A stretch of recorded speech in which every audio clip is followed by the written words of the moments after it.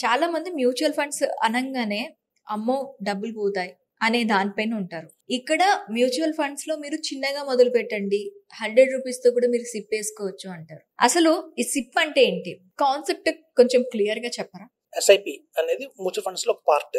చాలా మందికి ఇప్పటికీ అర్థం కానిది ఏంటంటే, మనకి ఇన్నాళ్ళు కూడా అంటే లాస్ట్ 30 years నుంచి కూడా బ్యాంకింగ్ మీద మంచి అవగాహన ఉంది.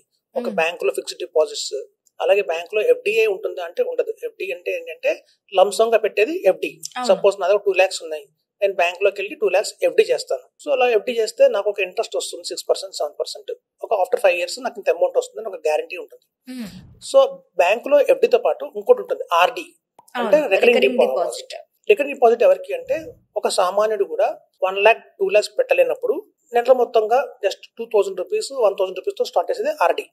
So recurring deposit every month ఒక పలానా డేట్ న 1000 అవుతుంది. సో బ్యాంకులో ఎట్లాగే ఆర్డి ఉందో అదే మ్యూచువల్ ఫండ్స్ లో ఎస్ఐపి అంటారు. అలాగే లంసం, ఒక ఫిక్స్డ్ డిపాజిట్ ఎలా అయితే ఉంటుందో బ్యాంకులో, అలాగే మ్యూచువల్ ఫండ్స్ కూడా లంసంగా పెట్టచ్చు. కానీ చాలా మందికి దీని మీద అవగాహన లేదు. లంసంగా పెట్టచ్చా, పెడితే మార్కెట్ పెడుతుందేమో, పెడితే మనకి పెట్టింది కూడా పోతుందేమో అన్న భయాలు అయితే ఉంటాయి. ఇప్పుడు చూడండి, మ్యూచువల్ ఫండ్స్ అనేది ఏంటంటే ఒక వ్యాపారం లాంటిది, బిజినెస్.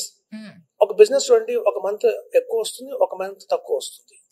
అలాగే ఫిక్స్డ్ డిపాజిట్ అంటే ఎలాంటిది అంటే, బ్యాంక్ లో శాలరీ లాంటిది, ఫిక్స్ అయిపోతుంది. బాబు నీ శాలరీ నెలకి 20,000 అంటారు. అతను ఎంత కష్టపడి పని చేస్తున్నా 20,000 ఇస్తారు. ఈ మ్యూచువల్ ఫండ్స్ కూడా మనకి వ్యాపారం లాంటిదే. మనకి ఒక సంవత్సరం వస్తుంది, ఇంకో సంవత్సరం రాకపోవచ్చు, ఉడిదుడుకులు ఉంటాయి. కాబట్టి మనం ఏంటంటే ఎప్పుడు మార్కెట్ లో వచ్చినప్పుడు కూడా 5 years అని పెట్టుకొని రావాలి. సో ఈ 5 years ఏమవుతుందంటే, ఒక సంవత్సరం వచ్చి, ఒక సంవత్సరం రాక, ఒక సంవత్సరం స్టేబుల్ గా ఉండి, ఇవన్నీ యావరేజ్ అయిపోయి మీకు మంచి రిటర్న్ అయితే వస్తుంది.